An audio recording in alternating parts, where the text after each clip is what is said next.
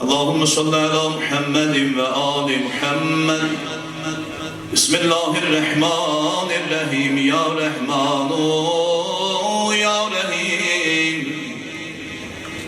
La havle ve la kuvvete illa billahil aliyyil azim. Ve sallallahu ala Muhammedin ve alihi Muhammed.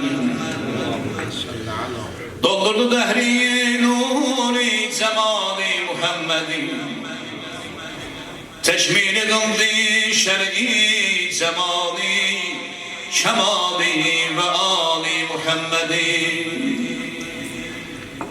Bir defa doldu madeni eyyam-ı bilhemim, doğmaz ikinci defa misali Muhammedin. Dindaşine gerektir dilde ölümce zikredeyek, salli ala zemali kemali ve ali Muhammedin. Salavat zikredin. Ömrüm boyu düşsem eğer dar güne, kavretmerem pınaskarım elidir. Ömrüm boyu düşsem eğer dar güne, kavretmerem pınaskarım elidir. Sanma beni bu dünyanın yoksulu, hem devletin hem servetin elidir. Ele bilmeye kocalmışam görünürem, gören gözüm şirin sözüm elidir.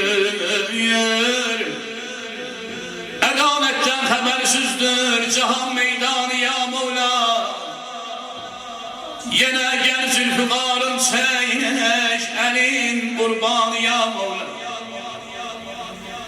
Bakan görmür, gören bilmir, bilen dinmir, ecayiptir. Zulüm baştan alıp şeytan, alıp dünyanı ya Mevla. Çevirmişler ticaret dinine, hayrül beşer dini. Hele öz nefsine uygun, açır Kur'an'ı ya Mevla. Seçilmeksin, sayılmaksın, vesair iftihar için.